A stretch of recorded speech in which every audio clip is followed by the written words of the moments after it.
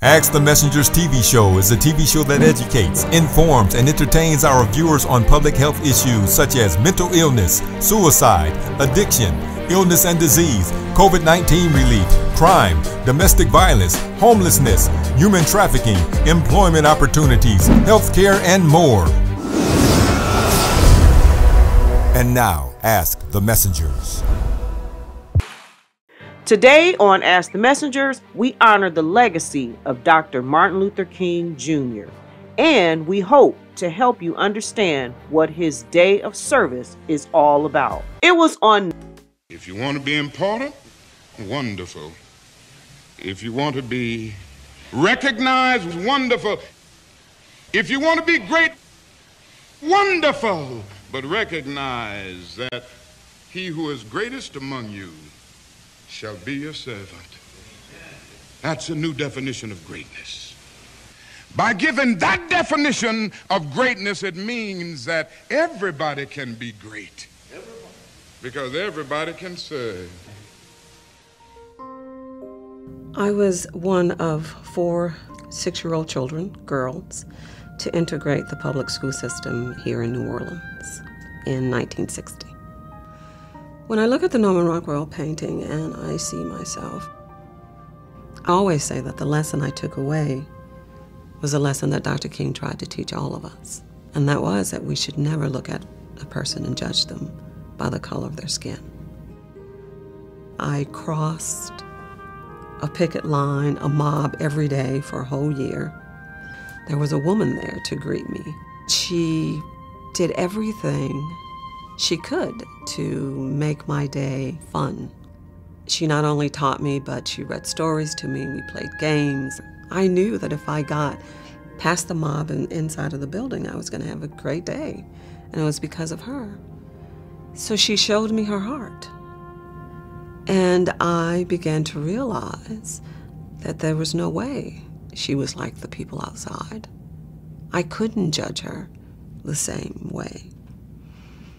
And so I believe at that moment, I learned the lesson that Dr. King died trying to teach us. My father said an individual has not started to live until he or she can rise above the narrow confines of his or her individualistic concerns to the broader concerns of humanity.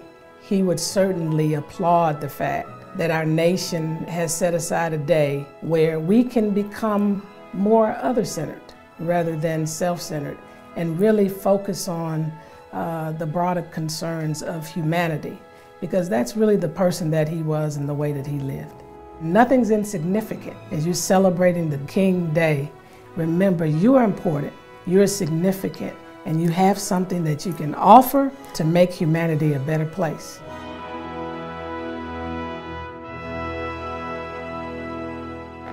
When I was in law school, I could see that this was going to be the most important development, that we had finally brought enough people together to understand that we could deal with this question of racism in America. And I sensed that it was history. I wanted to be there. I wanted to be with him. I wanted to be connected. I knew it was important. The dream is tough to realize. You see bits of it, and then you see darkness come. He would often use the analogy. He would say, you're going up a mountain. You're going this way, and you see this light. You keep going, it gets dark. But don't stop, because when you keep going, you become higher. But don't stop. So the fact that we can now vote is a part of the dream. We're building coalitions. It's part of the dream. 55 African Americans in the Congress is a dream. Women in the Senate, a dream. The African American president, a dream. Mandela being free from jail in South Africa. So one sees evidence of the dream, but also the dream is under attack. So there you see the attempt to suppress the vote rather than enhance the vote. The dream is under attack. you see the attempt to undermine full health insurance as opposed to maintain it.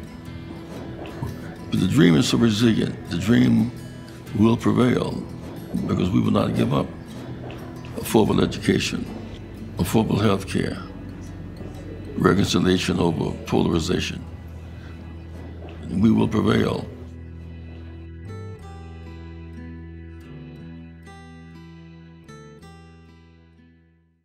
Our country, this wonderful place, this little piece of real estate that we call America, was built, founded on service.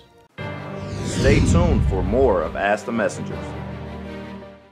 Let us not become weary in doing good, for at the proper time we will reap a harvest if we do not give up. Galatians 6:9. Our country, this wonderful place, this little piece of real estate that we call America, was built, founded on service.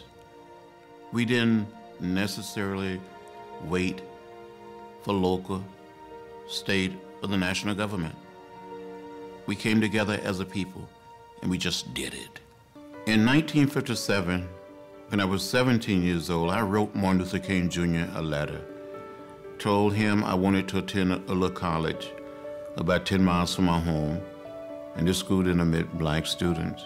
He wrote me back and sent me a round-trip Greyhound bus ticket. I traveled to Montgomery. I saw Dr. King standing behind a desk. He said to me, "Are you the boy from Troy? Are you John Lewis?" I was so scared I didn't know what to say or what to do. And I said, "Dr. King, I'm John Robert Lewis." I gave my whole name. He was so inspiring. He was so moving. And somehow, in some way, I wanted to become part of that movement, and I did. For a long time, people fought to get the King holiday in, and it finally got achieved nearly 25 years ago. But it was sermons, talks, meetings, lunches, and one day I said to myself, this is wrong. If Martin Luther King were here, he'd say, that's not what I want on my day. I teamed up with John Lewis in the House and many Republican and Democratic colleagues of mine in the Senate. We felt that Martin Luther King Jr. was a man of service, and his day, the federal holiday, should be a day of service. When the Congress passed the legislation, it was sort of like reading wedding vows, that we were marrying a commitment to serve the common good and to let justice roll down like waters and righteousness like a mighty stream. We lost a great soul. He took chances. He lived daringly. He didn't let the fear of harassment or persecution deter his mission. He stayed focused and committed. While he died at a young age, he lived a long life in terms of service and witness. He piled into those 39 years, 100 years or more on service and preaching and loving, caring. The best way to honor him is to do what he advocated and what he exemplified in his own life. Service is an important part of what makes us human and also an important part of what makes us good citizens. But that it is an ongoing process, one that has to be confronted every day because the needs of people are every day. Dr. King said that life's most persistent and urgent question is, what are we doing for others? And the MLK Day of Service provides us the opportunity to answer that question. For some people, it's continuing service. It's what they do every day. For some people, it's the first time. It's an opportunity. What we really want people to do is to make an enduring commitment to service. But on this day, on MLK Day, I'm going to make that choice to be in service to others for the rest of my life. As Coretta Scott King proclaimed, the greatest gift Martin could receive is if people of all racial and ethnic backgrounds celebrated the holiday by performing individual acts of kindness through service to others. I have a dream that one day this nation will rise up and live out the true meaning of its creed. We hold these truths to be self-evident that all men, women, children, people, Wolverines, are created equal. I have a dream that one day this will be an oasis of freedom and justice. I have a dream that one day we will live in a nation where no one is judged by the color of their skin, but by the content of their character. And if America is to be a great nation, this must become true. So let freedom ring. Dr. Martin Luther King Jr.'s message can be heard everywhere. His words change the nation. And though you might not know where the words came from, you can feel the truth behind them. We're now faced with the fact that tomorrow is today. We're confronted with the fierce urgency of now. The Reverend Martin Luther King Jr. called us all to service. Opportunities to serve those in need are all around you.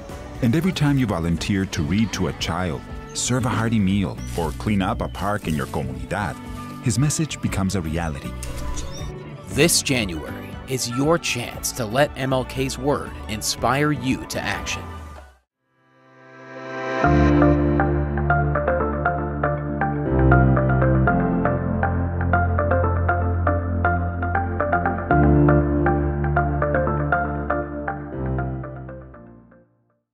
We'll be right back with more of Ask the Messengers. Would you like to help us save lives? You can do so by partnering with us here at Ask the Messengers by making a donation of any amount. The people in your communities need your support. Help us extend our reach and impact more lives. Supporting our organization is as easy as a click of a button. Just visit our site shown on the screen from your phone or computer where you will see a yellow donation button. Ask the Messengers is waiting on your partnership, and your community is waiting on you.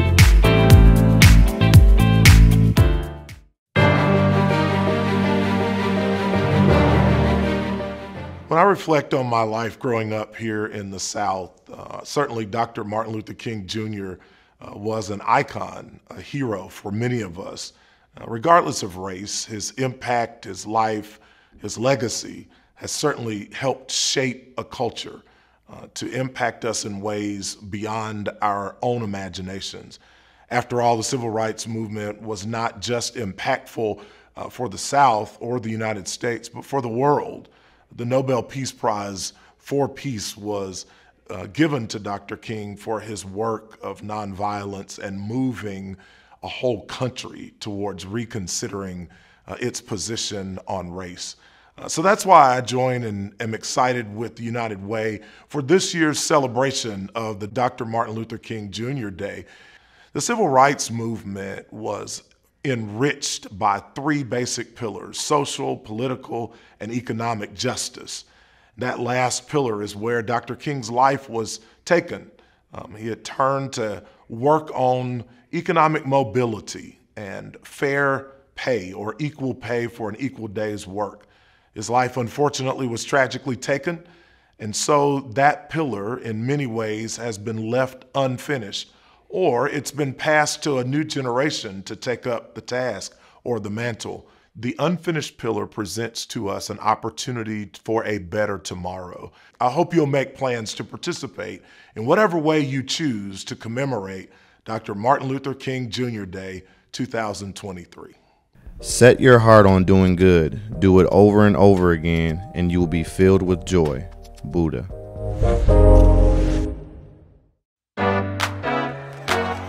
Yeah. Today we honor a legend. This historical moment. MLK. Martin Luther King Jr.'s life began like yours or mine. Born in Atlanta, Georgia in 1929. Martin Luther and Alberta Williams wear his parents' names. With siblings Alfred and Willie, Christine Martin would play games at Ebenezer Baptist Church in Atlanta. They were raised. Their father was Minister King, where the congregation praised. Martin graduated from high school early at age 15 and went to Morehouse College, grew in knowledge, though just a teen. He learned thorough protest to slavery in 1849. Then at Crozer Seminary, he saw God's great design. He with the peaceful tactics Mahatma Gandhi used at every turn. Though he finished top of his class, he still had so much to learn. So off he went to study at Boston University. Met and married his wife Coretta Scott in 1953. Learned theology, worked toward diversity, cared for the poor, till he took a job as a pastor in 1954. 'Twas in Montgomery, Alabama, where hate was winning out. The whites claimed things were separate but equal, but Martin had his doubts. Jim Crow laws enforced separation between the blacks and whites. Blacks sat in the back of the bus, violating human rights. In 55, Rosa Parks was arrested for sitting in the front. Without a doubt, this historic event forced a battlefront. So Martin led a bus boycott. People walked to inspire a fix. To the protesters gleed, the laws were changed in 56. Dr. King preached resistance. Was most effective through nonviolence.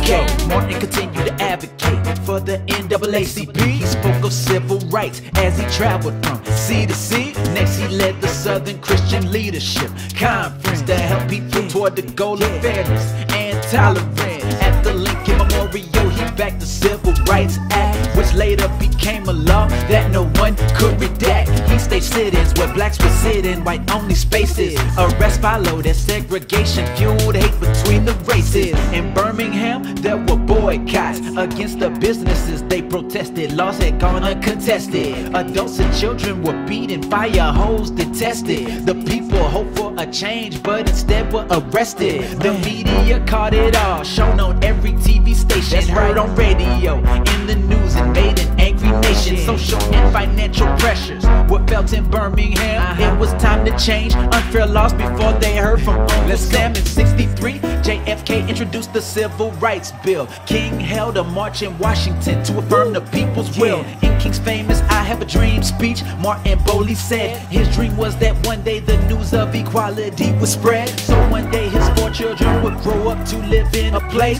where they would no longer dwell separated by their race. A nation where children aren't judged by the color of their skin, but rather by their character, as it should have always been. Yeah. Dr. King preached resistance. Was most effective through nonviolence. That's right.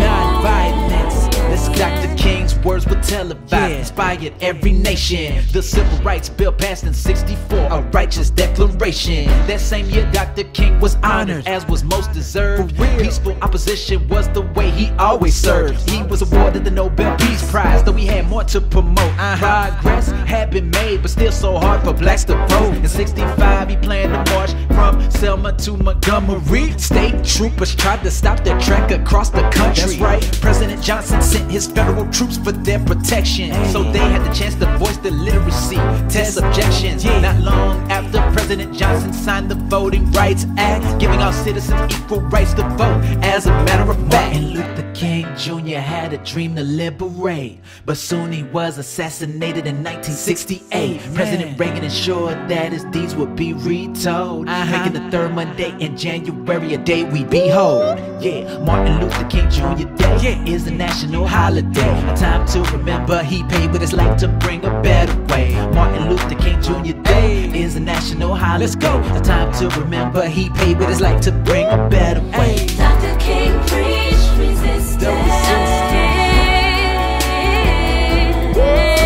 Was most effective through nonviolence. Nonviolence. Dr. King preached resistance.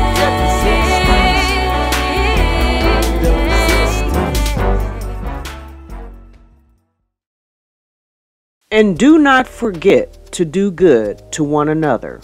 Quran 2 238.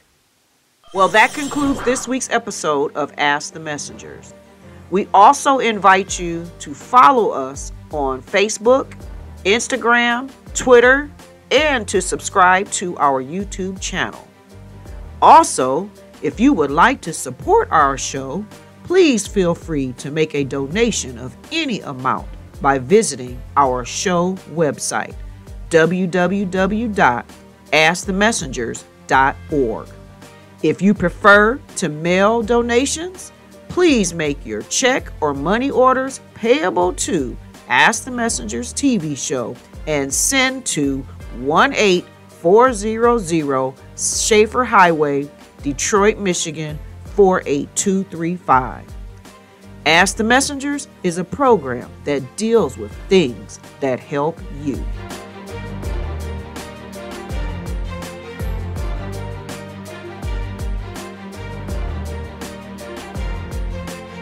Thank you for watching.